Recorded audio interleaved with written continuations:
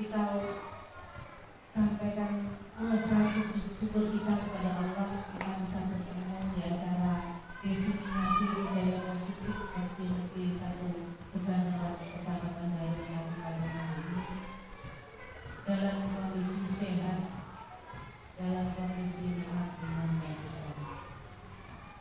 Insya Allah nanti 1 jam lebih ke depan kita akan bersama-sama belajar bersama, sharing, diskusi bersama, mendengarkan penjelasan saya selaku calon guru penggerak, yang mana pada hari ini merupakan salah satu tugas saya untuk melakukan kegiatan ini. Baik, mengawali acara biar kita lebih dekat, kita baca bersama basmalah. Bismillahirrahmanirrahim. Terima kasih. Kita lanjutkan acara berikutnya, yaitu informasi singkat atau pengantar dari Ibu Kepala Sekolah. Monggo Ibu Puri, silakan. Yang kami hormati Bapak Ibu Guru SD 1 Tegangan serta calon Ibu Guru Penggerak, yang saya hormati pula Bapak Ibu semuanya, Ibu-ibu dari Paguyuban kelas 4. Kelas 1. Pertama, marilah kita tanya kelas 4 sampai kelas 6. Kelas 1. 1 sampai 6. Oh, ini kelas 1 sampai kelas 6. Pertama-tama marilah kita panjatkan puji syukur kehadirat Allah Subhanahu wa taala, yang mana pada hari ini kita masih diberi kesehatan sehingga kita dapat melaksanakan tugas yang begitu banyak. Tak lupa selawat serta salam selalu kita sanjungkan pada junjungan kita Nabi Agung Muhammad SAW, yang selalu kita nantikan syafaatnya di hari akhir nanti. Bapak Ibu, saya ucapkan terima kasih yang sebesar-besarnya, sebanyak-banyaknya kepada dirinya Ibu Paguyuban kelas 1 sampai kelas 6 yang telah sudi memenuhi undangan kami, undangan Ibu Guru calon penggerak kita. Untuk hari ini kita akan mendengarkan apa yang akan disampaikan oleh Ibu calon guru penggerak ini. Nanti penjenengan bisa tanya kalau memang belum mengerti maksudnya apa sih itu, bisa Bu guru penggeraknya ini hebat Bapak. Ini nanti tanya apa saja mesti dijawab. Kalau nanti butuh bantuan saya juga bantu menjawab. Jangan tegang-tegang ya, jenengan santai saja. Gampangnya kok mau mengenai tambah gapo enak nanti jenengan akan dikenalkan program-program diseminasi budaya positif yang ada di sekitar kita. Bersama-sama kita mendiskusikan itu, sehingga kita tahu betul itu budaya positif yang ada di kita. Kemudian kalau tahu nanti mesti kemudian akan oh ya ini bu nanti sama Bu calon guru penggerak kita, Bu Ida, akan ditampung semua, dikemas sedemikian rupa untuk pembelajaran anak-anak kita. Saya kira hanya itu yang dapat saya sampaikan. Akhir kata, wassalamualaikum warahmatullahi wabarakatuh. Waalaikumsalam warahmatullahi wabarakatuh.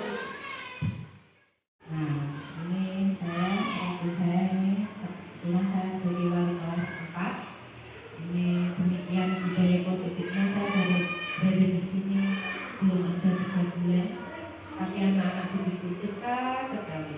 Alhamdulillah. Insya Allah budaya positif seperti ini akan kita lanjutkan ke kelas-kelas lain.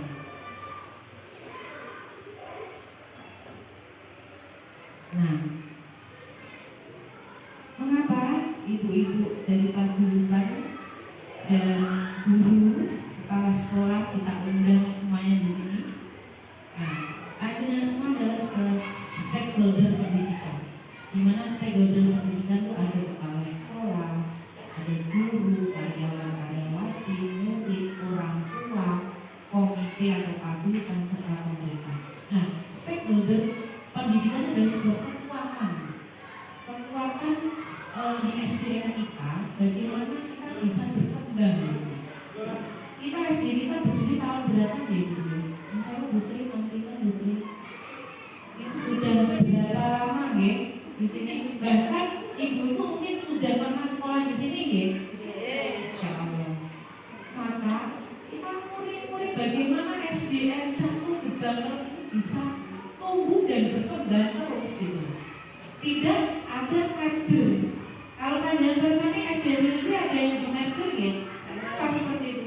Karena ya ini salah satu budaya positif. Stakeholder dari pendidikan itu kita tidak jaga, kita tidak kuatkan, kita tidak eratkan.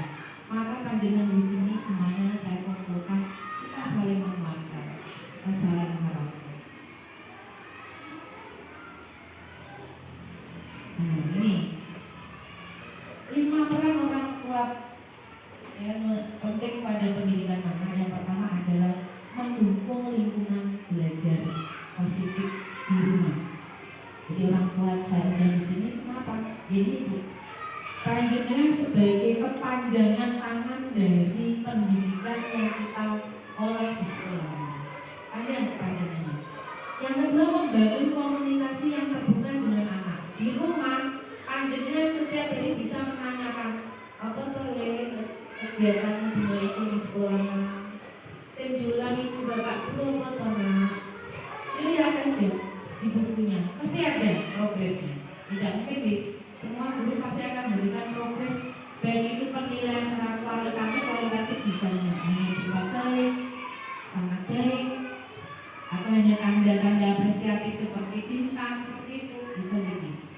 Kemudian di situ panjenengan bangun komunikasinya dengan anak setiap hari. Jangan setiap hari kita jalan-jalan di rumah tapi nggak kenal anak kita. Jangan lakukan seperti itu. Minimal kita tanyakan apa kegiatan di sekolah. Masih di mana bisa nggak tadi mengikuti? Itu sudah dalam komunikasi yang terbuka. Yang ketiga, memantau dan mendorong kemajuan akademik anak. Akademik di sini bukan berarti hanya akademik prestasi nilai, termasuk kemampuan akademik seperti karakter. Di mana kurikulum merdeka ini yang sudah kita terapkan.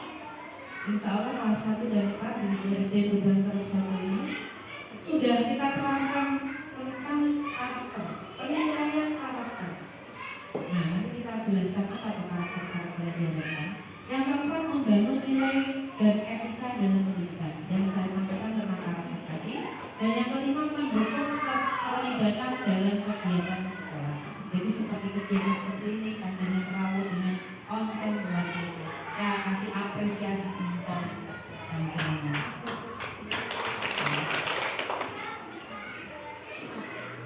Nah ini kita bersepakat nih mungkin orang tua sama dengan guru saat di rumah. Statementnya kalau di sekolah guru adalah orang tua, di rumah panjenengan sebagai gurunya. Kita sepakat ya, oke? Baik. Kemudian, nah ini kalau saya berbicara tentang guru dan orang tua juga guru yang di sekolah ini juga guru. Seperti itu ya. Jadi seorang guru itu harus mampu menumbuhkan budaya positif di sekolah. Budaya positif apa sih budaya positif itu? Bisa meliputi ini, menerapkan disiplin positif, motivasi perilaku manusia, posisi kontrol restitusi, melakukan prosedur dalam pembuatan keyakinan kelas, melakukan tindakan dalam segitiga restitusi dalam menyelesaikan permasalahan di kelas atau sekolah. Nanti kita kupas satu persatu. Apa yang disebut restitusi? Apa itu pembuatan keyakinan kelas? Bagaimana caranya? Kita akan bahas satu persatu. Nah, pertama disiplin positif. Disiplin positif itu adalah kemampuan kita untuk mengontrol diri menjadi seorang yang berpijak pada nilai-nilai kebaikan untuk berperilaku.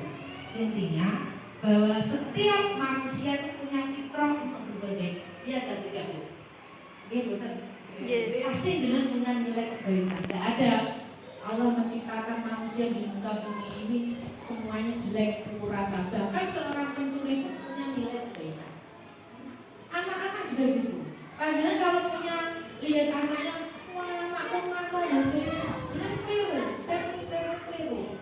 Anak kita tuh punya nilai kebaikan, nilai kebaikan yang harus kita munculkan, yang harus kita gali. Nah, setiap perilaku pasti ada tujuannya. Ketika anak melakukan salah, siswa melakukan salah, pasti dia punya tujuan. Ini sudah saya terapkan, Bu. Kemarin kelas 4 misalnya, memecahkan kaca di tanah. Saya tanyain, dia tujuannya itu ingin tahu kondisi temannya. Kok lama tidak keluar dari kamar mandi ada apa? Tapi caranya keliru. Dia ambil kerikil, maksudnya dia melakukan interaksinya dengan kerikil itu. Nah, ketahuan katanya. Tujuannya sebenarnya dia itu pengen menyapanya, pengen berempati. Ini kocok kok gak betul-betul soal kamar mandi ini lapor. Seperti itu. Kemudian disiplin positif, konsisten dan komitmen apabila motivasi dalam diri dari guru atau orang tua, murid atau stakeholder sekolah dalam proses pembentukan perilaku yang berpijak pada nilai-nilai kebaikan universal. Dalam hal ini ada 6 dimensi karakter profil belajar Pancasila yang mau kita bahas. Nah, nilai-nilai kebajikan universal yang bisa di sini adalah sifat-sifat positif manusia yang merupakan tujuan mulia yang ingin dicapai setiap individu. Jadi tadi yang saya sampaikan, setiap anak fitrahnya pasti punya nilai kebaikan. Itulah nilai kebajikan yang sudah diterangkan oleh Dr. William Lester.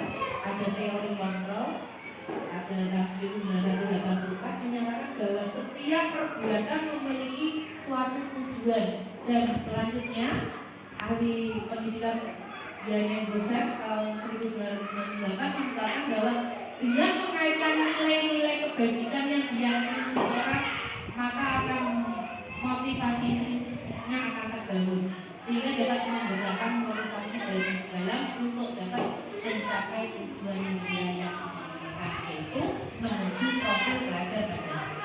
Jadi motivasi ini seperti ini, Bu. Kalau mau bangun pagi, saya yakin anak-anak masih sulit ya. Ini bukan sulit nih. Guru juga gitu. Kalau suruh disiplin misalkan tidak ramai di kelas, tidak ganggu temannya, sulit nih. Nggih. Pengen aja yang dilakukan. Bagaimana supaya anak ini sadar diri, termotivasi dari dalam dirinya. Oh, aku lah dan kontrol ini sampai ya. Oh, aku lah yang kamiku orang apa jadi tidak tepat waktu itu. Nanti aku akibatnya semua enggak ya. Nah, kita munculkan di sini. Nah, nanti tujuan nilai kebajikan untuk kita di Indonesia itu adalah ini. 6 dimensi profil pelajar Pancasila. Yang pertama, beriman dan bertakwa kepada Tuhan Yang Maha Esa. Yang kedua, berkebinekaan global. Kalau berkebinekaan global itu anak-anak itu bisa mengenal budaya yang ada di Indonesia maupun budaya lokal. Kemarin saja Bu, saya ngajak anak-anak mengenalkan budaya lokal Nganjuk. Gak paham Bu. Ada anak-anak kelas 4 saya suruh bawa HP yang punya HP. Saya ajak belajar bagaimana sih budaya kota Nganjuk. Sampai pendopo kabupaten Nganjuk belum tahu. Maka tugas saya nanti anak-anak harus tahu pendopo kabupaten Nganjuk yang mana. Entah bagaimana saya anak-anak bisa sampai Nganjuk. Kita perlu bertekad itu. Benar itu. Jadi ini benar-benar ini baru lokal Bu. Kearifan lokal belum kearifan nasional belum sampai lokal. Kita harus tahu. Kita zamannya sudah berbeda dengan kita. Yang ketiga, bergotong royong.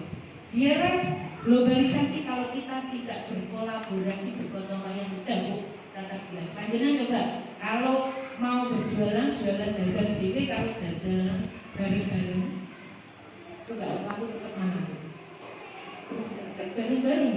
kongsi dagang gitu guys. Orang Cina itu di kongsi dagang. Maka kita ngambil posisinya gotong royong. Yang keempat adalah kreatif. Artinya anak-anak itu mampu menghasilkan gagasan yang orisinil, ya, menghasilkan ide-ide dari dia sendiri. Walaupun awalnya biasanya amati ini modifikasi, boleh lah. Saya mengajarkan kreatif itu tidak hanya dibatasi oleh kegiatan membuat produk karya. Pelajarannya seperti kreatif. Enggak Bu, kreatif dipelajari semua bidang masuk kreatif. Bahkan matematika atau IPA kreatif. Iya caranya, mari saja anak-anak membuat perubahan benda. Iya ampre, novel loh Bu membuat tungku kompor, kan nggak ada kompor Bunsen. Jadi kompornya dari manual, dari apa Bu? Dari botol disusun. Antara botol dengan apa itu? Pancinya anak-anak kan dari kaleng bekas. Kalau nggak kreatif Bu, nonton saya lihat anak belum bisa. Iya bidang. Silakan dipikir. Piye apre apine iki bisa menek ngene. Kemarin nontonnya bagi ditumpuk 3. Lilin kecil. Kreatif Bu. Oke. Nah itu. Kemudian bernalar kritis. Penganalisan dan mengevaluasi penalaran. Jadi ada kegiatan-kegiatan di kelas yang dilakukan oleh guru, bapak guru. Iya, ini soal apa enggak ada soal. Ampre ya seperti kegiatan praktek tadi. Oh, bisa menyalakan api ini. Oh iya tuh caranya ini diturunkan Bu. Akan muncul pertanyaan-pertanyaan kritis dan dibangun bersama-sama dan kelompok. Yang terakhir adalah mandiri. Bagaimana dia bisa memahami situasi dan regulasi dirinya. Jadi tadi yang saya sampaikan dia harus motivasi intrinsik tadi. Jadi dimensi profil Pancasila diinginkan seperti ini. Nah, di dalam standar pendidikan nasional seperti yang tertera di sini bahwa setiap warga suara dan pemangku kepentingan yang tadi saya sampaikan stakeholder pendidikan perlu saling mendukung, menghayati dan menerapkan nilai-nilai kebajikan. Jadi nilai-nilai kebajikan dari putra putri panjenengan yang sekolah di sini akan muncul bila kita satu tim tadi, satu kolaborasi. Insya Allah kita akan bisa.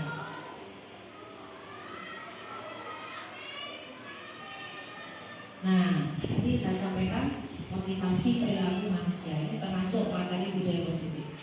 Yang motivasi itu ada jenisnya, ada motivasi eksternal dan internal.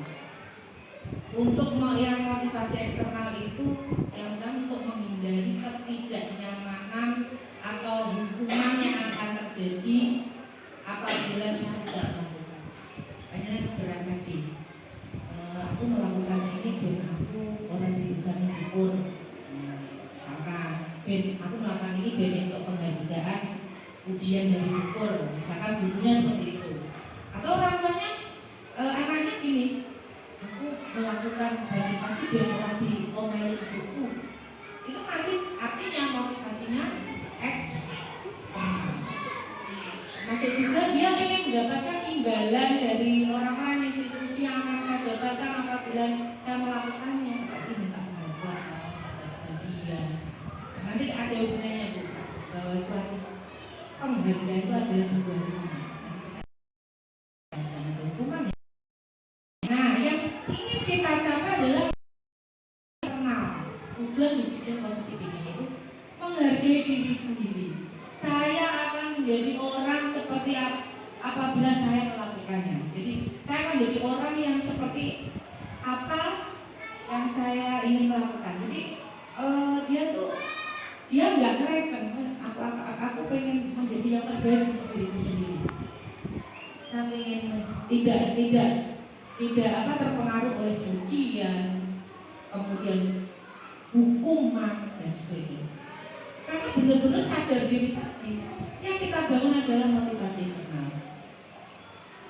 Kemudian, nah ini bisa saya sampaikan tadi, hukuman dan penghargaan. Dua statement ini Bu, yang perlu saya sampaikan ada miskonsepsi di sini. refleksi kita, posisi kita sebagai guru dan posisi kita sebagai orang tua. Apakah kita menghukum pada anak kita, pada anak didik kita, murid kita? Apakah kita memberi penghargaan kepada murid kita, kepada anak kita? Kita refleksikan. Tapi dua-duanya itu yang saya pelajari di pendidikan guru penggerak karena sebenarnya hukuman sama penghargaan itu kedudukannya sama.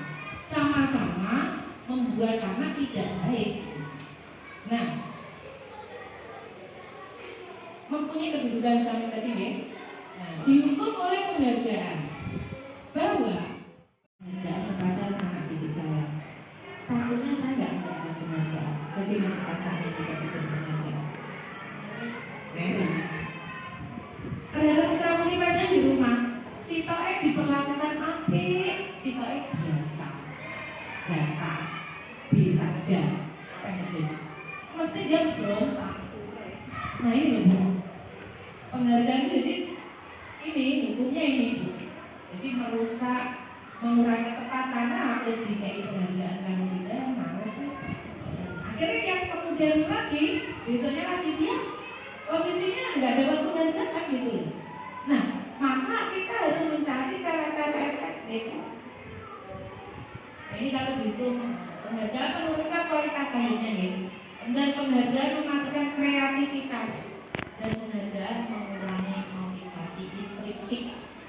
Jadi apa tuh ya dihukum oleh penghargaan. Jadi sepenghargaan itu sebenarnya kita menghukum pada anak didik kita, pada anak kita.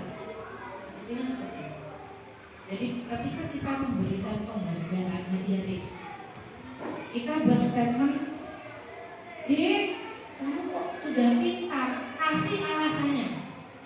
Pintarnya karena apa? Karena kamu sudah bangun pagi, rajin membantu ibu, masak piring, nyapu, kasih alasan. Itu namanya penghargaan yang bersifat apresiatif. Boleh dikatakan di kelas begitu. Akan diberikan penghargaan yang apresiatif. Jadi bukan hanya sekedar misalkan nanti di akhir semester kasih hadiah. Tanpa tahu dia alasannya, aku lebih kayak dia karena aku nggak tahu dia, maka tidak akan terbentuk motivasi intrinsik. Nah, bentuk-bentuk program kebajikan apresiasi yang tadi disampaikan yaitu pengakuan. Bagaimana sih apresiasi itu? Yang pertama kita harus mengingat yang pertama pengakuan secara khusus. Pengakuan, jadi yang saya sampaikan spesifik alasannya apa? Dikasih penghargaan itu alasannya apa? Kasih apresiasi alasannya apa? Secara pribadi, kemudian secara pribadi, Mbak Amira, kamu sudah bantu bilang apa itu anak meja di atas ini ya kan? Pertama Mbak Amira sudah, berarti dia termotivasi memberikan apresiasi teman-temannya lalu ya, gitu. Kemudian pengakuan kepada semua murid bergantian. Jadi kalau memberikan apresiasi bergantian, jangan anak itu saja. Bergantian sama merata, adil. Kita sebagai guru harus objektif, adil pada semua murid. Kita nggak boleh mengejudge anak yang buat pulang, buat tinggal, dia nggak punya nilai kebaikan. Jangan seperti itu. Semua anak tadi sudah saya sampaikan punya nilai kebaikan. Katakan ya, Bu. Fokus pada proses. Nah, contoh-contoh apresiasi kebajikan kemarin saya perhatikan, ya, rasa empati itu besar sekali pada saat ada teman dari yang datang. Nah, itu kata-kata itu disampaikan apresiasinya. Alasannya apa gitu? Saya menghargai kepedulianmu, Mas Iza. Saat kamu bantu teman-temanmu di tugas kelompok, alasannya jelas itu. Terima kasih ya, Bu Dika, karena Bu Dika sangat menjalankan tugas. Saya kalau memberikan apresiasi pada itu, saya kasih alasan ya Bu Dika ya. Karena saya ingin enggak teman-teman yang lain belum pernah saya kasih apresiasi ya. Sedikit sekecil apapun kebaikan dari anak kita kasih apresiasi. Nah ini hukuman atau konsekuensi. Hukuman itu bersifat tidak terencana atau tiba-tiba. Oke, anak atau murid tidak tahu apa yang akan terjadi dan tidak dilibatkan. Hukuman bersifat satu arah dari pihak guru yang memberikan, dan murid hanya menerima satu hukuman tanpa melalui suatu kesepakatan atau pengarahan dari pihak guru, baik sebelum atau sesudahnya. Hukuman yang diberikan bisa berupa fisik maupun psikis, atau murid disakiti oleh perbuatan kata-kata. Berefleksi Bu, Bapak Ibu guru, Bapak orang tua, apakah kita melakukan hukuman itu atau sebuah konsekuensi? Konsekuensi adalah disiplin dalam bentuk konsekuensi sudah terencana, sudah disepakati, sudah dibahas, disetujui oleh murid, oleh guru. Umumnya bentuk konsekuensi itu dibuat oleh pihak guru atau sekolah. Murid-murid sudah mengetahui sebelumnya konsekuensi yang akan diterima bila ada pelanggaran. Misalkan kamu nggak pakai, nggak datang ekstrakurikuler, hukumannya apa Bu? Bukan hukuman, tapi konsekuensinya apa Bu? Konsekuensinya nanti tidak bisa mengikuti kegiatan rating di akhir semester. Nah, itu apakah hukuman atau konsekuensi? Konsekuensi. Jadi panjenengan kalau hukuman itu sifatnya itu satu arah saja, jadi guru menetapkan. Tapi kalau yang konsekuensi ada kesepakatan. Kan ya, di rumah pun orang tua juga bisa melakukan itu. Jadi jangan berupa hukuman, tapi sebuah konsekuensi itu. Beda loh hukuman dengan konsekuensi ya, beda ya. Nah sekarang kita main game sebentar dulu. Monggo dari ibunya, saya pengen tahu sih polanya dari analisisnya ibu tadi sampai ke materi ini tadi dengan penghargaan. Monggo Bu, dari biar perkenalan saya pengen tahu. Bapak aku salah nggak salah nggak.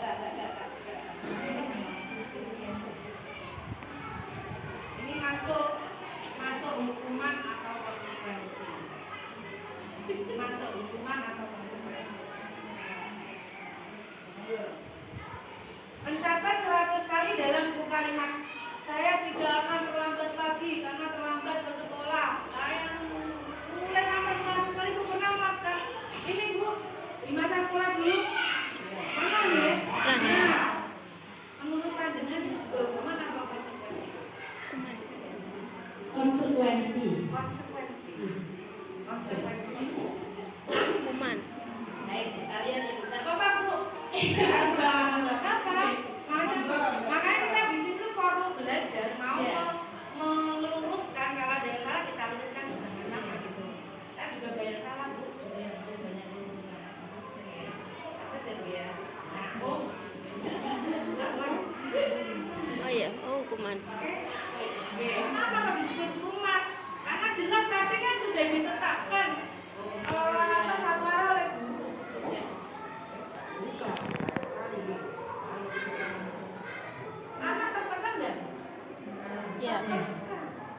Hukuman. Oke, kita lanjut ya Bu ya. Soal kedua. Monggo. Nanti perwakilan.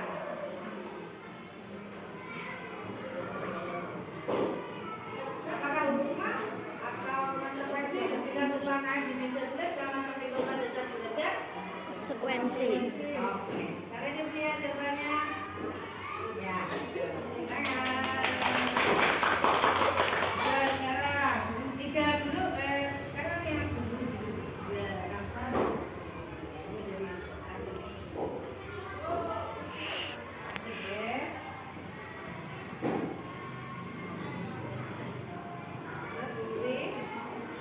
Murid disuruh untuk tidak mengenakan sepatu sehari di sekolah karena tidak mengenakan sepatu hitam. Hukuman Bu. Hukuman ya? Kita lihat jawabannya. Ya. Lagi sekarang yang sebelah sini.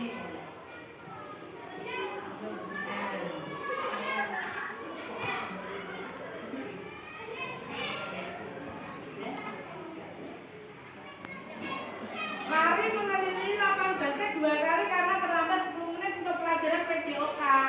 Hukuman. Nah, baik. Kalian jawab ya.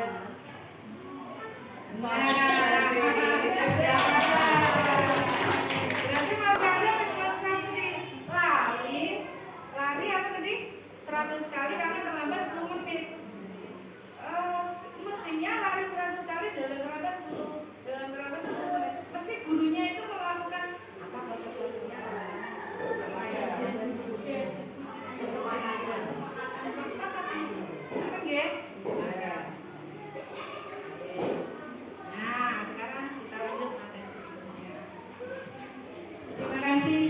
panas semuanya. Karena saya bisa, karena panjenengan saya tidak menilai dengan kesalahan apa tingkah apa ya keakuratan yang jawab salah atau benar, tapi panjenengan berusaha untuk belajar itu. Saya mengakui apresiasi itu perbuatannya. Oke, sekali lagi. Lanjut kita belajar tentang posisi kontrol seorang guru. Ibu, posisi kontrol seorang guru itu ini nih di sekolah ini, di rumah juga bisa diterapkan, Bu. 1. Penghukum, 2. Membuat rasa bersalah, 3. Sebagai teman, 4. Sebagai pemantau, 5. Sebagai manajer. Saya juga belajar di CGB ini, sebelumnya saya nggak tahu karena posisi kontrol kita itu sebagai mana kan. Saya semakin menyadari diri saya kalau nggak mau sebagai ini. Nah. Posisi kontrol sebagai penghukum, ada suara tinggi, bahasa hukum mata melotot, jari menunjuk menghadap. Apakah kita melakukan guru orang tua? Enggak kan? Enggak bisa. Kemudian membuat rasa bersalah, ada suara lemah, lembut, memelas, menggunakan keheningan yang membuat orang lain merasa tidak nyaman, bersalah atau tidak menghubungi. Kemudian posisi kontrol seorang guru sebagai teman. Ini ada juga, Bu, saya Bu, ini Bu, teman Bu, benar Bu. Ada suara ramah, canda. Satunya merawat pada murid mata dan seterusnya kabur. Kemudian tergantung pada guru tersebut dan suatu saat guru tersebut anaknya tergantung menjadi. Saya juga merasakan dulu dan selama saya menjadi teman murid saya. Kok tergantung Bu, malam-malam di WA saya Bu jam 12 Bu. Itu gimana Bu? Ini benar Bu. Kemudian bila suatu saat guru tersebut tidak dibantu maka murid akan kecewa. Saya tidak balas chattingannya besok jam 2. Sebenarnya itu lama. Nah ini tingkatannya kan, lanjut. Yang keempat sebagai pemantau. Tingkatan keempat adalah pemantau. Ada suaranya datar, bahasa Indonesia, narasi, berdasarkan pada peraturan dan konsekuensi. Apa saja. Kemudian manajer. Nah ini posisi top, level top seorang guru. Jadi manajer, posisi di mana guru berbuat sesuatu bersama dengan murid, mempersilahkan murid, mempertanggungjawabkan perilakunya, mendukung murid agar dapat menemukan solusi atas permasalahan sendiri. Artinya di sini kita memanusiakan manusia. Murid masuk jadi dia seorang manusia. Kita hargai, bukan umurnya dia, umurnya terpaut jauh dengan kita, tapi dia sosok manusia yang punya hak untuk kita kebutuhan yang kita pelajari, kebutuhan dasar kita penuhi kita sebagai guru. Seperti itu. Harus meningkat ke level manajer loh ini. Itu seorang manajer loh.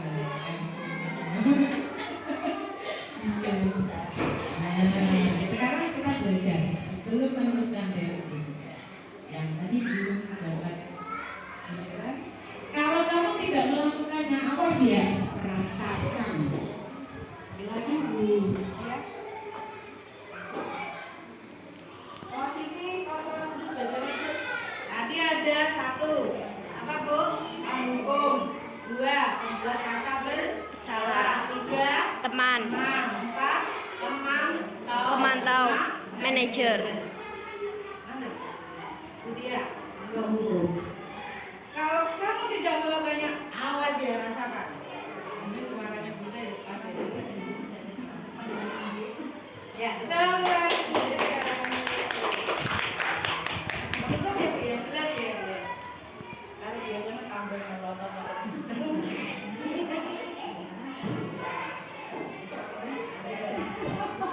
Budika, ayo Budika. Apa peraturannya?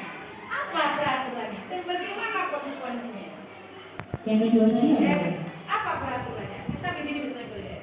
Apa peraturannya? Manajer. Dan bagaimana konsekuensinya? Sini bahasa saya jelasin. Ya, apa ya? Apa tadi?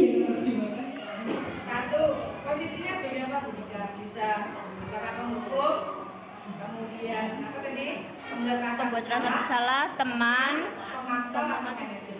Pembuat rasa bersalah biasa. Pembuat rasa bersalah.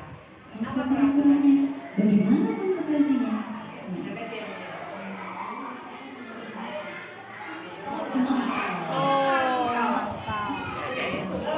Memantau itu mesti ada peraturan dan konsekuensi, itu ciri khas memantau. Peraturan dan konsekuensi. Kemudian yang melaksanakan pemangku kebijakan melaksanakan saja. Mas, kamu terlambat ke sekolah, apa sekolahnya? Memantau kita. Tapi sebenarnya sudah posisi keempat. Oke. Sekarang Pak Guru senior kita. Apa Ibu? Pak Guru. Yang ketiga sebagai teman. Ayolah, lakukan demi Ibu. Oh iya. Maka kamu tidak, masa kamu tidak ingat kalau Ibu pernah bantu kamu? Oh iya, jadi Sampaikan ke guru. saya memilih yang sebagai teman. Iya. Iya. Saya ulang lagi tuh, tadi yang pertama apa Bu? penghukum, pembuat rasa bersalah, Salah. 3. teman, pemantau, Pemantau. 5. manajer. Apa Guru? Sebagai teman. Tetap pada posisi Guru. Lebih bisa tidak?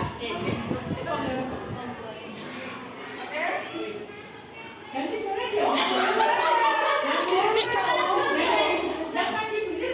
Iya nggak apa-apa.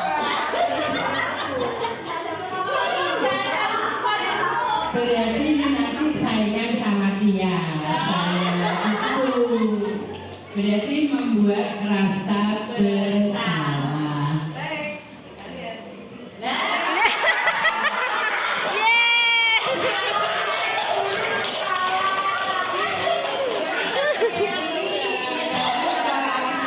Memang saya sendiri kemarin ya. Dan ini diposter ya. Kita sudah juga harus buat teori. Berarti pilihan pertama itu tidak pernah salah.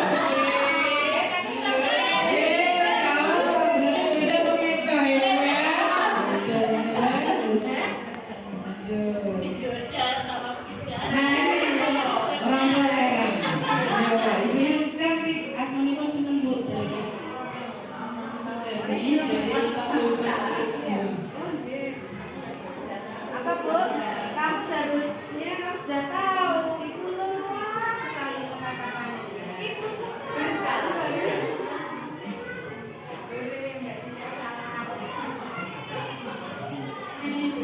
Manajer Bu. Yakin Bu?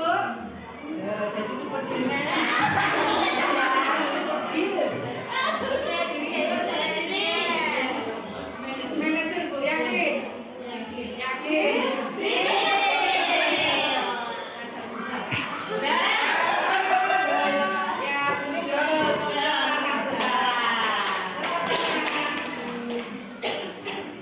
Ya, apa-apa, kita selalu belajar ya Bu ya.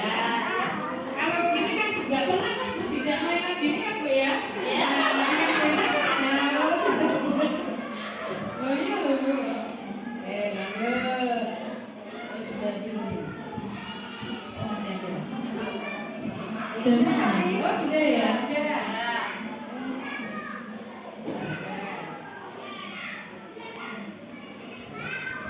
Ini sudah Bu ya. Yang manajer kok nggak ada contohnya? Itu sebenarnya sudah bilang dari kemarin ini. Yo. Ini aja masih melakukan kesalahan. Bu, nggak apa-apa Bu. Kalau melakukan kesalahan Bu ya saya kasih tips dan trik gurunya. Jangan bingung Bu di depan murid, depan orang. Kalau melakukan kesalahan ini Bu direkam nanti dilaporkan ke pusat media aja. Salah itu biasa manusia. Nanti ini terus serangan Bu ya. Nanti saya jangan sampai Bu. Ya semalam Bu. Kalau salah wajar ini. Nah kalau manajernya kok nggak ada ya Wah ini. Nah ini coba Bu. Kalian ini apa ini ya jawabannya ya?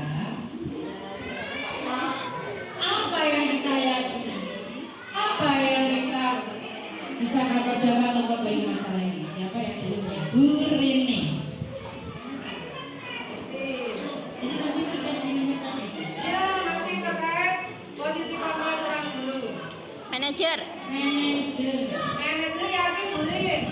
Yakin. Tidak kalian yakin? Tidak. Setia, Bu. Masing-masing keyakinannya loh ya. Saya dia ya. Mudah-mudahan ini dulu jawabannya. Ya. Yeay. Oke, ya. Oke, kita lanjut Bu. 5 posisi kontrol ini ya. Bisa menjadi penghukum, membuat rasa bersalah, teman, pemantau, manajer, semuanya sudah saya sampaikan di sini tadi. Nah, sekarang kita menuju ke keyakinan sekolah berkelas. Bu, menurut panjenengan enak dibuat peraturan atau keyakinan kelas ini? Kalau tahu sebelumnya keyakinan kelas itu namanya ada istilahnya kesepakatan kelas. Zaman panjenengan itu mesti enak.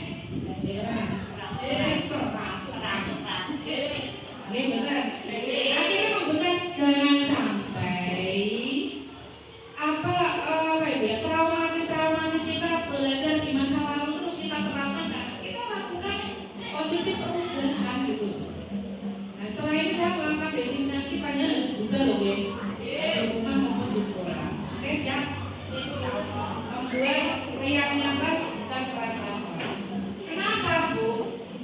Karena pada keyakinan seseorang akan lebih memotivasi seseorang dari dalam untuk menampilkan nilai-nilai etikanya. Karena yang buat adalah seluruh warga. Ibu, karena saya juga pernah melakukan kesalahan buat peraturan. Besok ikut PBB ini saya malu ya buat peraturan. Walaupun peraturan saya kata-katanya sudah tidak ada arahan dan sebagainya, kata-kata positif. Nah, kemarin nanti kita akan lihat proses di kelas saya melakukan keyakinan kelas. Kemudian ada peraturan yang peraturan itu yang membuat guru atau pengampu kebijakan sehingga seorang melakukan atas dasar rasa takut atau motivasi dari luar. Jadi kalau dia melakukan karena motivasi apa Bu tadi? Motivasi apa Bu tadi? Eksternal.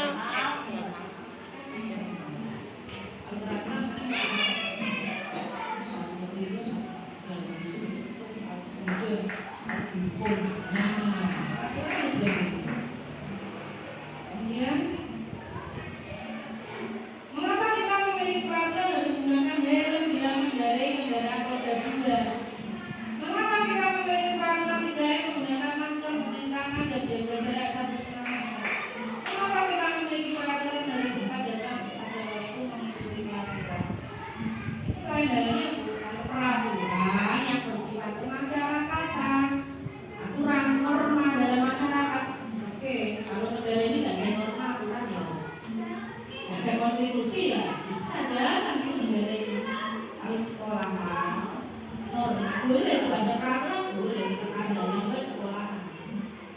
Tapi di dalam kelas itu istilahnya bukan keyakinan kelas. Jadi keyakinan kelas dibangun atas peraturan sekolah. Peraturan, jadi terbentuk dari peraturan. Kemudian, nah ini Bu. Jadi peraturan yang saya sampaikan tadi terbentuk dari peraturan kelas dulu. Meluas menjadi keyakinan. Keyakinan kelas terbentuk akan muncul dengan positif. Makanya sudah yakin. Yes, aku sadar diri seorang jadi temanku. Aku sadar diri membahas sampah, menjaga kebersihan pada tempatnya. Maka dia sudah membuat lingkungan positif di kelasnya. Kalau lingkungan positif ini diterapkan di seluruh stakeholder sekolah, maka terbentuklah budaya positif. Informasi kita cukup dipahami pada apa Bu? Paham. Paham Bu? Apa Bu? Apa aku nggak tahu Bu? Apa yang buat kamu nanti? Paham ya Bu? Paham ya Bu ya? Bu saya paham Bu. Paham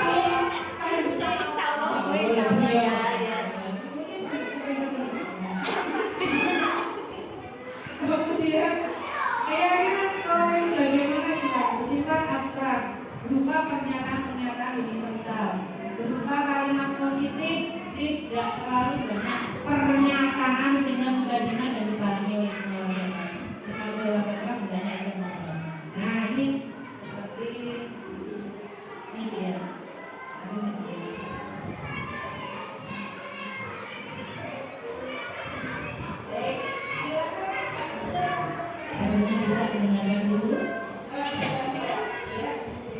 leadership di sini ya. Oke, sebentar. Ini beda dulu ya, oke? Iya. Kan sudah boleh kembali.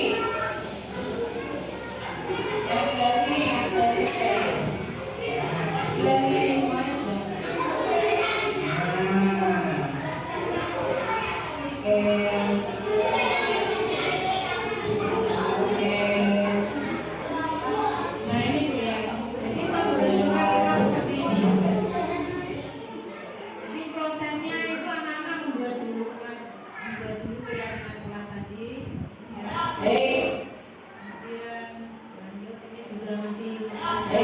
Silakan yang sudah menyampaikan bebas. Nah, ini menyampaikan iya itu di sini. Nah, itu menambahkan dari tulisan apa yang diingini dalam kalimat apa bu ada tulisan dilarang menggunakan jangan ya toh tidak mengerti tidak boleh kata-kata negatif.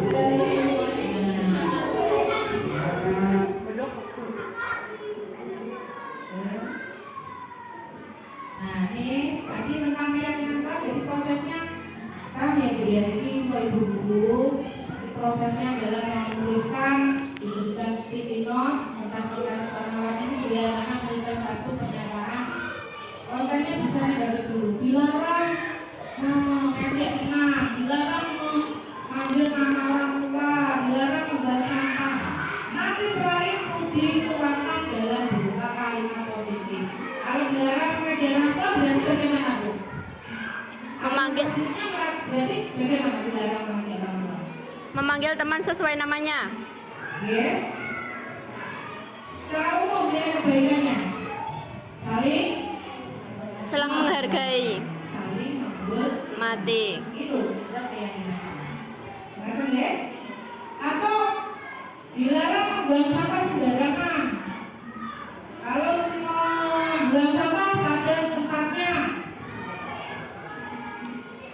menurut Anda kalimat positifnya dilarang membuang sampah sembarangan bisa menjadi kalimat positif dengan bagaimana? Menjaga kebersihan. Keterangan sesuainya itu untuk membentuk keyakinan. Siap ibu guru kelas 1 sampai 6? Siap. Di rumah tidak bisa dilakukan. Kemudian lanjut restitusi tadi ya Bu ya. Jadi restitusi itu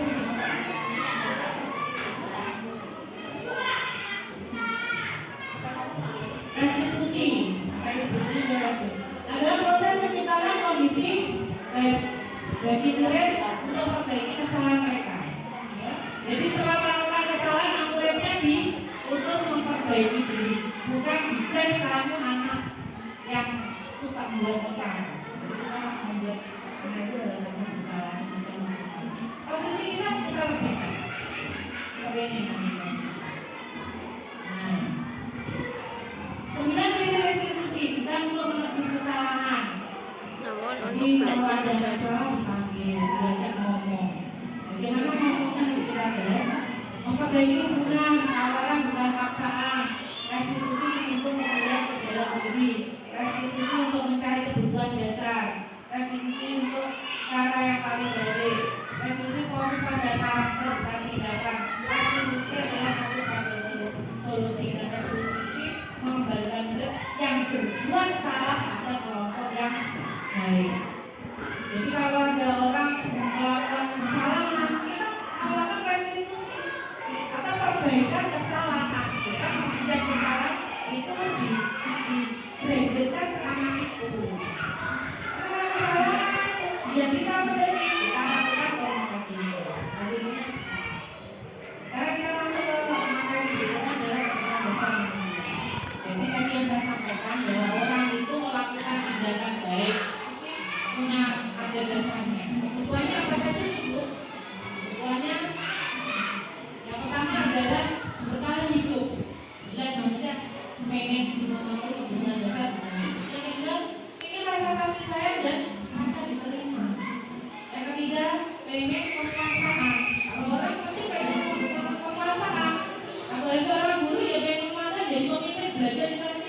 sebagai orang tua jadi sebagai orang tua yang teladan kita punya kemaslahatan. Kemudian berikan setiap orang juga punya kebebasan. Kemudian yang punya rasa masalah. Nah, ini kita lanjut kepada segitiga restitusi dalam penyelesaian masalah. Jadi langkah-langkahnya dalam menyelesaikan masalah siswa di sekolah atau putra putranya di rumah. Yang pertama, menstabilkan identitas. Menstabilkan identitasnya dulu. Ditanyai, oh, kamu apa kesalahan apa? Ibu lo juga bisa melakukan kesalahan seperti itu. Dan ayam, masih salah ayam. Itu menstabilkan identitas. Yang kedua, validasi tindakan yang salah. Validasi apakah benar aku lakukan kepada teman-teman apa saja nanti tujuannya apa itu validasi. Yang ketiga, menanyakan keyakinan. Kira-kira menurutmu perbaikannya apa? Langkah selanjutnya apa yang kamu lakukan? Jadi kita balikkan ke anak itu. Itu bukan kita yang nyetir, kita hanya mendorong motivasi dan muncul gagasan kreatif dan kritis dalam menyelesaikan masalah. Ialah globalisasi kita tidak punya sikap analisis kritis dari suatu masalah dan kita terbilas dengan globalisasi. Nah ini bisa bukan dilepas ya ya. Jadi masalah itu sebagai sifat manusiawi. Jadi menggeser identitas gagal dan identitas sukses. Ya, manusia tidak ada yang sempurna. Ada suatu masalah dalam belajar kita bisa memperbaiki. Itu harus disambungkan. Kata-katanya seperti ini. Ya, manusiawi nak. Ya, manusia yang sempurna nak. Seperti itu.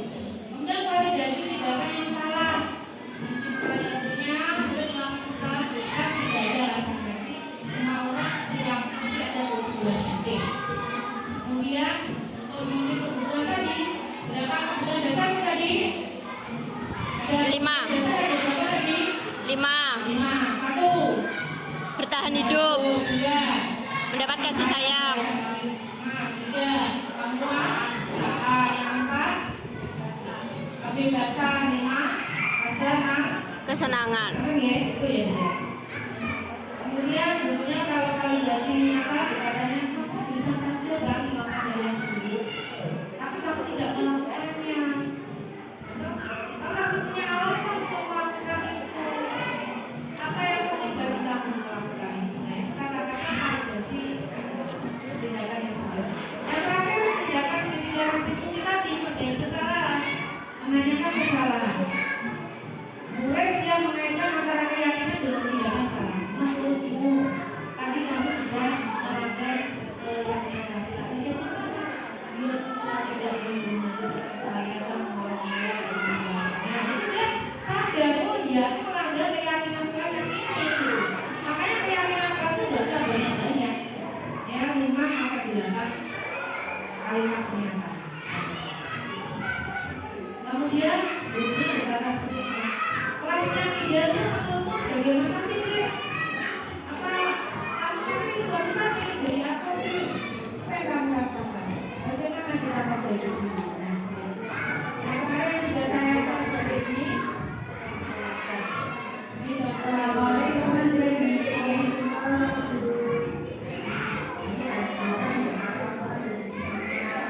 Kalau saya belajar bahasa Inggris, kamu main-main di kelas ya?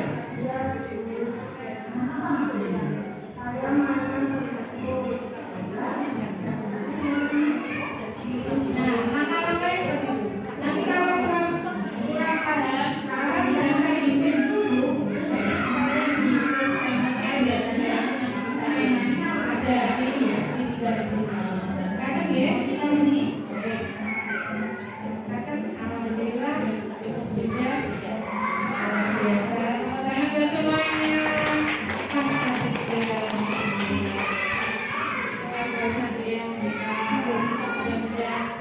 Saya inginkan dengan berefleksi bertanya jawab dulu lah.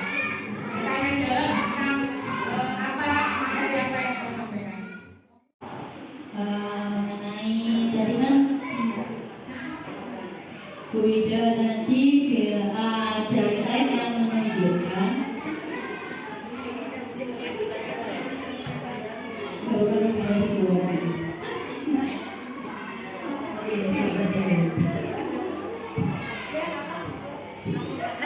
Tadi dicuekin, jadi aku dicuekin.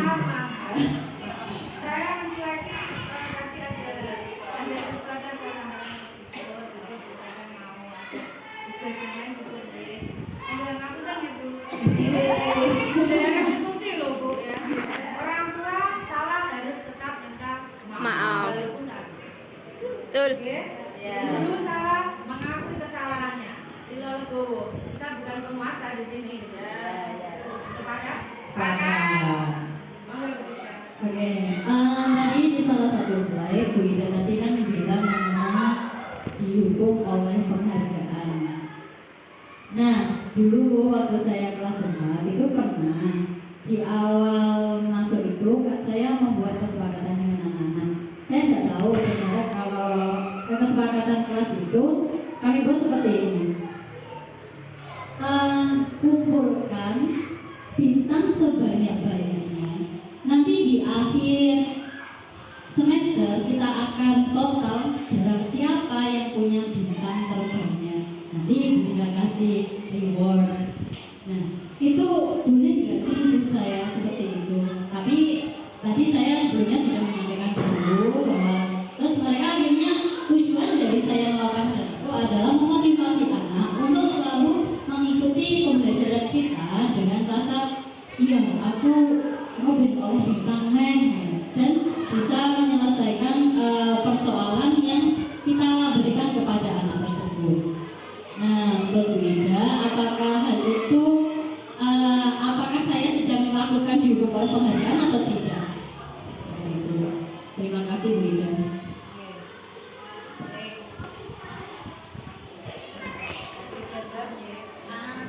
Jadi tadi saya sampaikan bahwa penghargaan itu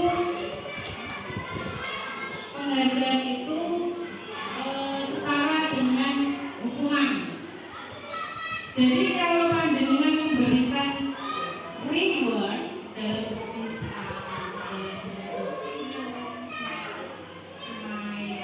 dikumpulkan itu boleh saja, tapi dengan alasan berupa apresiasi, harus alasannya yang tepat. Ada alasannya, ini disampaikan di sini. Nah ini Bu, apresiasi istilahnya. Apresiasi, jadi makanya sebuah apa ya Bu ya? Ini sebuah teori itu, teori pendidikan. Ada suatu perubahan, bahkan keyakinan kelas yang kita buat bisa berubah sama yang panjenengan membuat bintang-bintang itu boleh, tapi yang jelas apresiasinya ini harus secara khusus spesifik ditulis kategori bintang 5 punya apresiatifnya siap apa bla bla bla.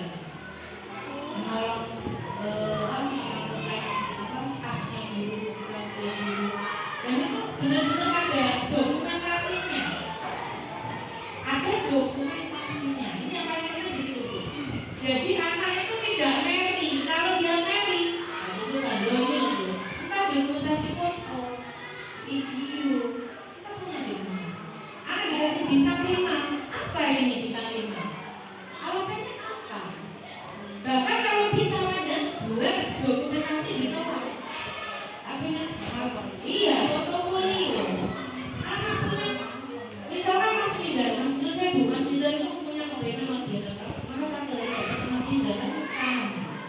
Dia itu pasti perhatian sama saya. Itu sudah apa? Itu adalah Bu.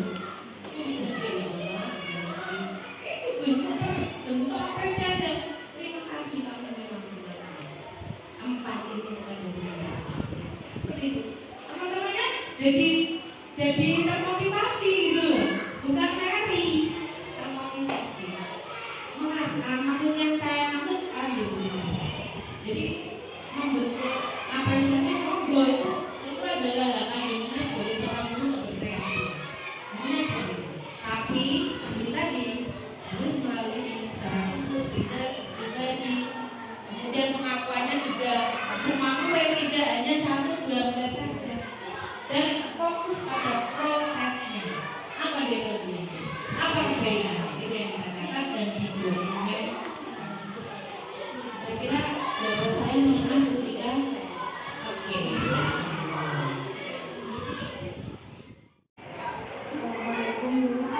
Waalaikumsalam.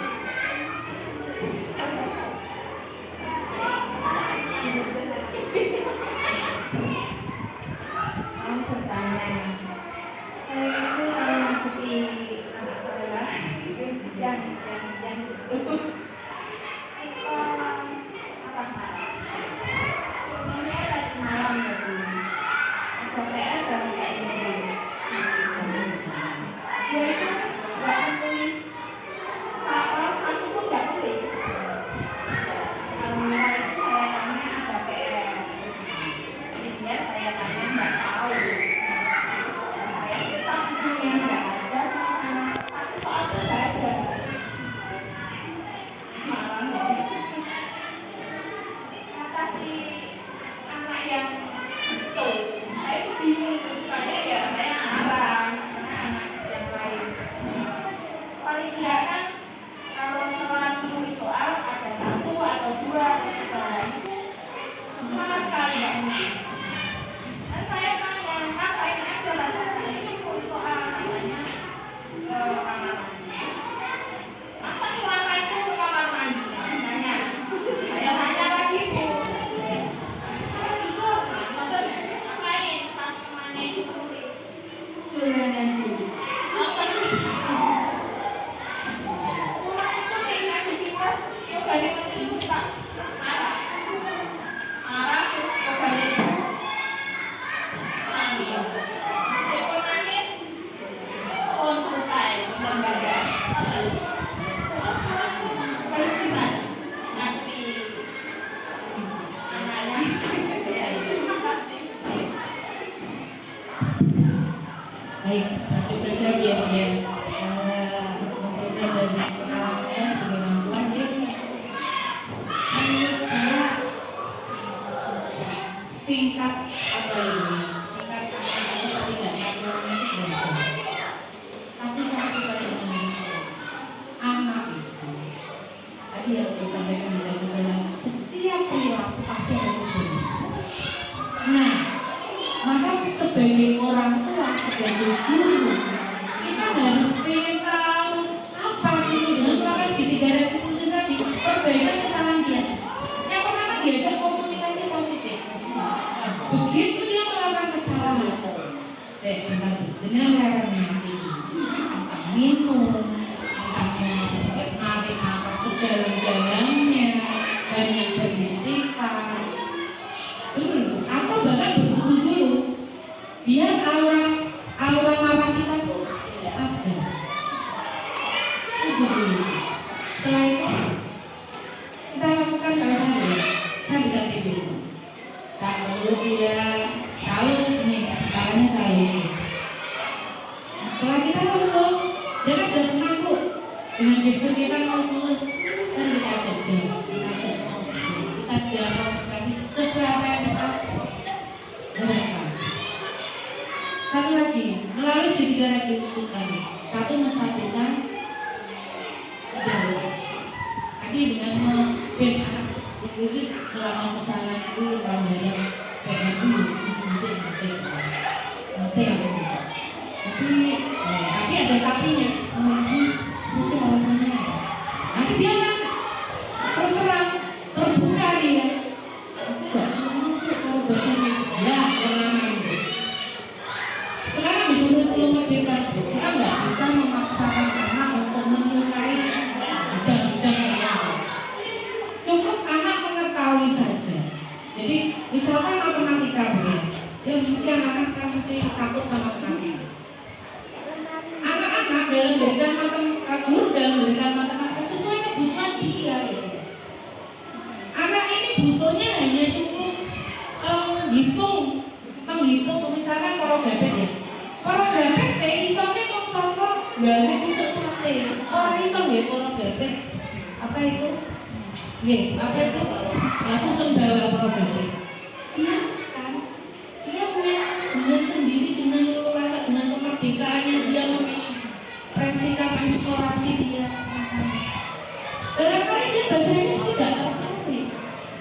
Nah, kita gali. Ya, tadi apa deh? Kalau dulu kita tanyakan, lah, besok kita mau rencana kalau ke luar negeri, kalau kita nggak bisa bahasa Inggris gimana? Nanti kalau kita nggak belajar, bisa diberi pengetahuan seperti itu. Jadi dikontekstualkan di dalam kehidupan nyata. Gak senang bahasa Inggris, konsekuensinya loh. Dan nanti kalau nanti ibu dapat hadiah jalan-jalan ke luar negeri, orang bisa jadi suatu saat seperti itu. Nah, kita impikan dari mimpi dia, maka dia akan memotivasi intinya. Intinya seperti itu. Jadi setelah menstabilkan identitas, memvalidasi kesalahan, menanyakan kesalahannya itu dengan dengan bijak. Jangan kita ngejudge terus, kamu salah, kamu tidak berguna, kamu nggak akan melakukan perbaikan. Sudah, hilanglah seperti itu. Jadi pertama kali menurut saya panjenengan benahi dulu hati panjenengan, perasaan panjenengan. Jika kau benar bu punya perasaan seperti karena itu, lu mangkel bu, saya mangkel bu. Berarti kan motor bu, dan motor itu butuh proses ya bu ya, manajemen hati ya bu ya. Kita sebagaimana berdoa kepada Allah, mudah-mudahan kita diberikan hidayah dan kesabaran yang luar biasa. Kata gitu, mudah-mudahan sedikit tips dari saya bisa membantu semakin apa itu ya lakukan pada beberapa jenengan komunikasi. Intinya seperti itu, jangan mengejas anak salah. Kita cari dengan cara saya tadi segitiga restitusi, dan menstabilkan identitas, validasi tindak salah dan membuat keyakinan. Menanyakan keyakinan ini. Kapan itu ada yang dikurang ada pernyataan yang masih kurang atau perlu penjelasan lebih lanjut? Dan ibu, oke. Terakhir saya minta ibu panjenengan menuliskan di sini pesan panjenengan belajar disimulasi positif, budaya positif ini dengan saya selama bagaimana penyampaiannya kan tidak paham ruangan era istilahnya terus membingungkan atau sangat berkenan tapi saya perbaiki dan bu bukan asal Bukan diutusnya nanti saya carikan pulpen ya.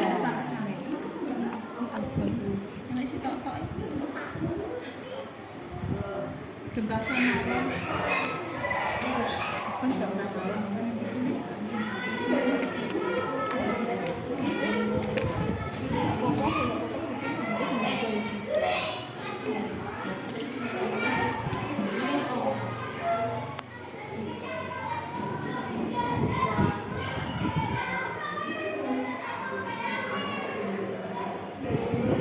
Tulisan reflektif itu harus kita lakukan sebagai guru setiap saat kita belajar itu.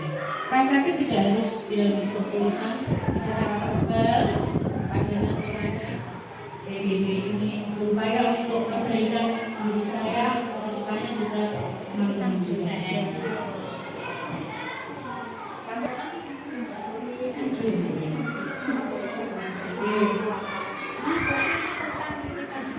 Boleh bu, misalkan beda ini kurangnya gini saya perbaiki. Yang saya sampaikan tadi tentang pembelajaran. Sampai ibu, bisanya nggak kamu? Ini kan ngangkat ya bu ya kita ya bu ya. Ini apa bu ya? Nanti kapan waktu kalau ada kegiatan saya nggak bisa banget. Jadi sampai. Baik, alhamdulillah proses diseminasi positif kita ini sudah berjalan lancar. Panjenengan sangat antusias merespon ya bu ya, merespon dari kegiatan kami ini. Mudah-mudahan kebaikan panjenengan diberikan amal istighfar dari Allah SWT, keberkahan panjenengan. Jadi yang pertama itu izinkan saya share ilmu ini tadi, mohon panjenengan terapkan dalam kehidupan sehari-hari, kalau sebagai guru di sekolah, di keluarga, sebagai orang tua yang di rumah dengan masyarakat seperti itu mungkin kita jaga bagaimana budaya positif ini menjadi sebuah namanya budaya itu yang membudaya, sehingga bangsa Indonesia itu nanti terbentuk oleh 6 profil pelajar Pancasila. Dari saya mohon maaf sekali lagi, mohon maaf yang banyak jika banyak kekurangan subuhannya sudah hanya searah kadarnya mungkin. Kemudian ucapan apa itu penyampaian materi saya sudah banyak kekurangan. Mudah-mudahan insya Allah kita bertemu lagi di lain kesempatan. Mohon maaf sekali lagi kurang lebihnya. Terima kasih. Wassalamualaikum warahmatullahi wabarakatuh. Waalaikumsalam warahmatullahi wabarakatuh.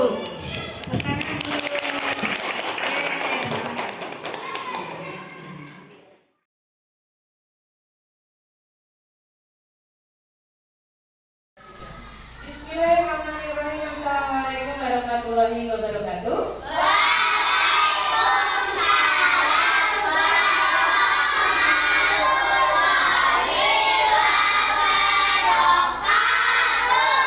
Bagaimana kabar kelas 4 hebat? Siapkah kalian belajar bersama? Semangat bagi semua dengan sesama gurunya. Kelas 4 tepat tanggap berkarakter.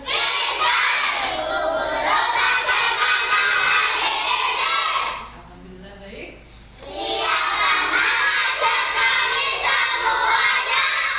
Siap.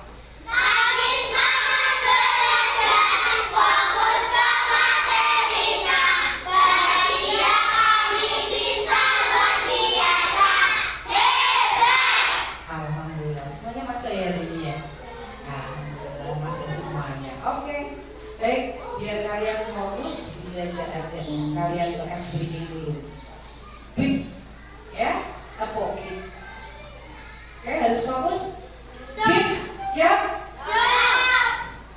Everybody siap. Everybody siap. Oke. Beat 1, beat 2,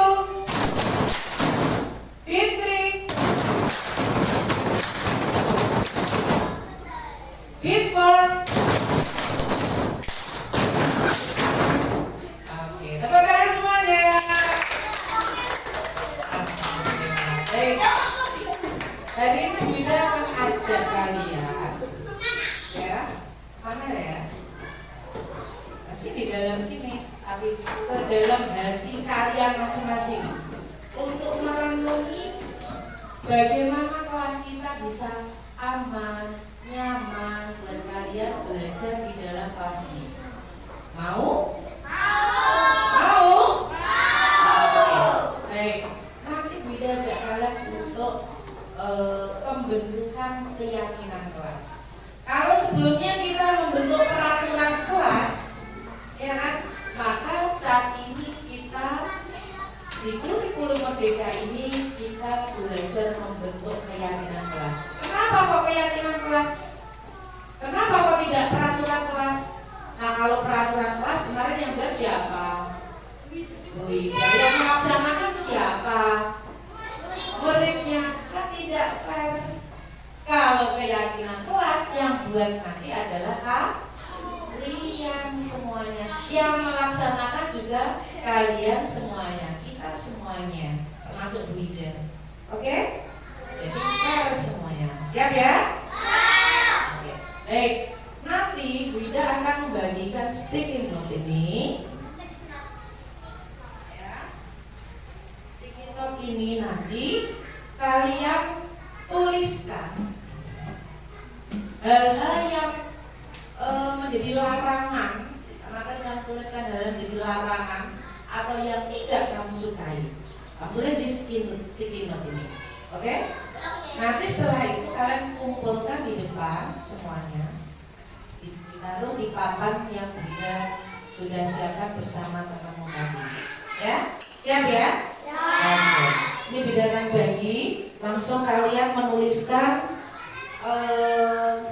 larangan atau hal-hal yang tidak kalian sukai atau hal-hal yang menjadi peraturan di kelas ini. Boleh menggunakan kata-kata tidak atau dilarang. Paham ya? Oke. Paham maksudnya bila? Paham? Contoh misalkan tadi pagi ada kejadian apa tadi? Pertengkaran antara siapa tadi? Nah, oke. Menurut kalian pertengkaran itu bagaimana? Kalian suka nggak? Nggak suka ya? Ya. Jadi kamu tulis dilarang bertengkar. Atau kemarin si Feril dibilangin sama si Nizam apa itu kata-kata yang enak nggak? Kata-kata yang buat kamu terbeli ya? Nggak serius. Ya, tapi juga boleh ya. 10 juga boleh, berarti banyak sekali. 5 juga boleh, tergantung keinginanmu.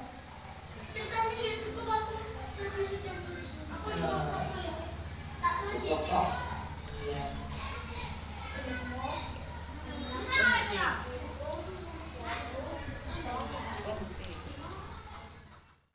Baik, silakan yang sudah langsung cover ke depan. Bentar ya, iya. Sudah tulis di sini ya. Oke, sebentar. Ini sudah tulis ya, oke. Iya. Yang sudah boleh kembali. Yang sebelah sini saya. Nah, sebelah sini semuanya sebelah sini. Nah. Oke.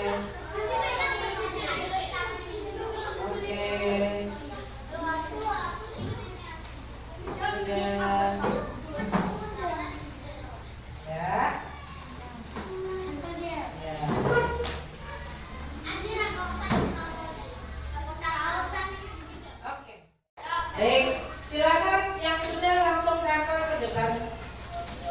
Bentar ya, iya. Sudah tulis di sini ya. Oke, sebentar. Ini sudah tulis ya, oke. Iya. Yang sudah boleh kembali. Yang sebelah sini saya. Nah, sebelah sini semuanya sebelah sini. Nah, ini ya. Kita tuliskan satu persatu keyakinan kelas kita ya. Keyakinan kelas kita. Kelas 4. Ya. Nomor 1. Yang pertama tadi, nih. Dilarang membuli, mengejek di sama, ya kan? Berarti kata-katanya dilarang dirubah menjadi kalimat positif. Hilangi dilarang. Jadi bagaimana? Menjaga kerukunan, menjaga kerukunan antar kelas, antar teman. Oke. Ada lagi dilarang membuang sampah sembarangan. Kalimatnya dilarang bagaimana? Menjaga kebersihan kelas. Menjaga kebersihan kelas.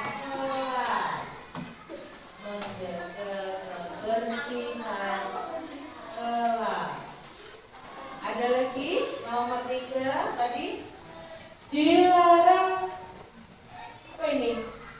Oh iya, dilarang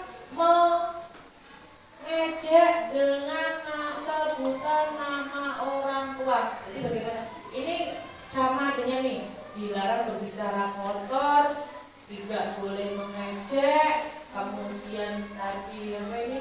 Dilarang mengejek nama orang tua. Kata-kata dilarang berkata kotor. Nah, dilarang berbicara berkata kotor. Dijadikan satu. Jadi bagaimana? Apa kan itu? Menjaga mulut. Menjaga bagaimana ya? Menjaga mulut. Menjaga perkataan.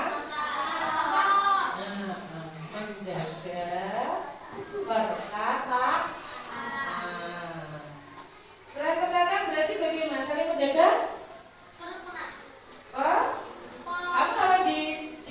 disebut nama orang tua sakit nggak sih? Berarti menjaga perasaan. Menjaga perasaan teman. Atau kalau ada katanya ada satu kata menjaga perasaan itu apa? Menjaga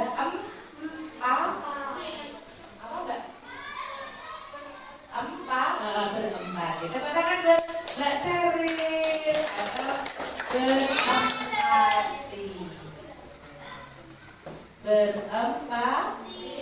kepada yang lain.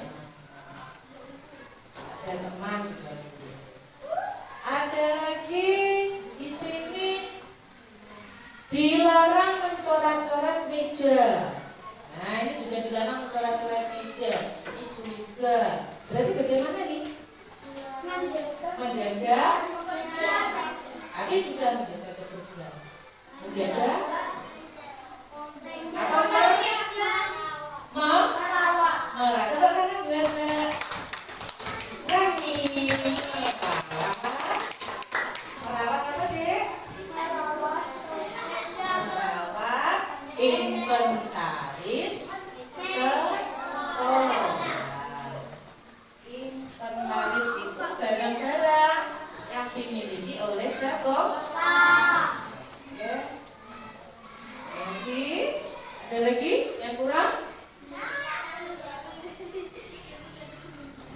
Dilarang berisik saat sholat, betul. Nah ini apa lagi nih? Kita sama dilarang, betul ini dilarang berbicara di dalam musola. Berarti kita ambil kesepakatan bagaimana ketika sholat di musola? Saling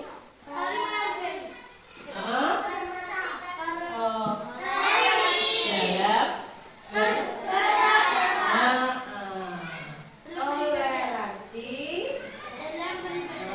dalam beribadah.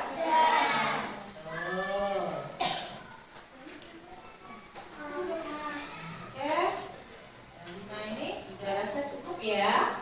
Oke, nanti keyakinan kelas ini bisa kita perbaiki manakala kita berjalan ada yang perlu dibenahi, dibenarkan lagi. Baik, ini nanti Bida kasih salah satu dari teman tak kasih kertas. Ini ya, ini tuliskan di sini yang putri-putri. Tuliskan di sini keyakinan kelasnya, ya. Satu tulisan. Pakai spidol saya. Nah ini yang tulisannya bagus. Lagi. Oh iya masa saya nih.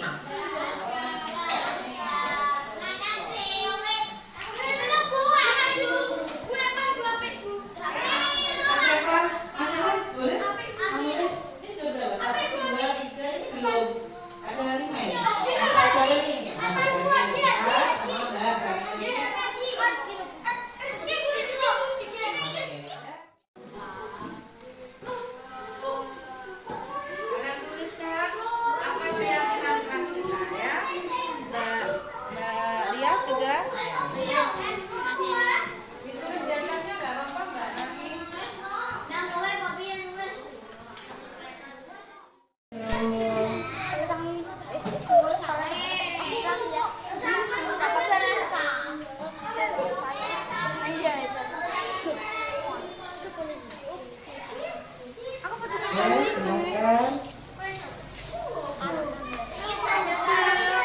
Siapa lagi yang belum?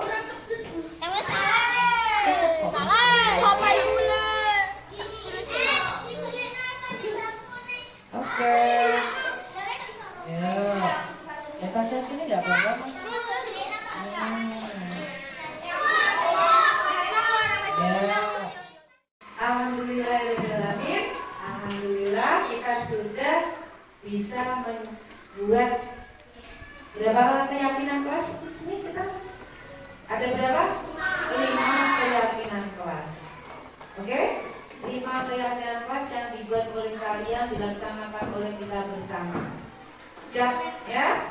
Bu Ida harap kalian sadar diri. Sadar diri untuk melaksanakan ini tanpa paksa. Ketika kalian melanggar semua keyakinan kelas itu langsung sadar itu harus seperti ini ya. Siap ya? Baik, biar kalian semakin yakin, silakan perwakilan dari anak putri satu anak maju ke depan, satu anak putra maju ke depan untuk memimpin membaca keyakinan. Yuk siap, ulang lagi. Keyakinan kelas 4 bersama ikuti. 1, 2, 3. Keyakinan kelas 4.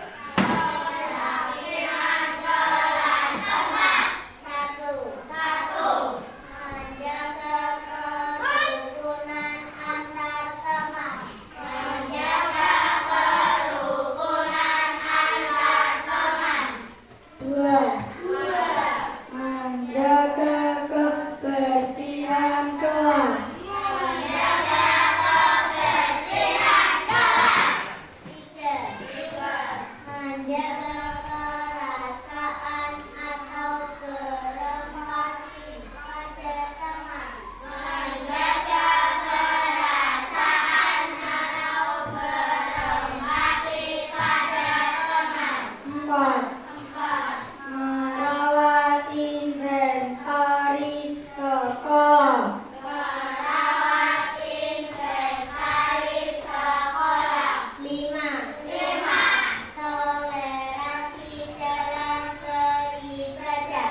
Toleransi dalam beribadah. Oke, tepuk tangan buat semua ya.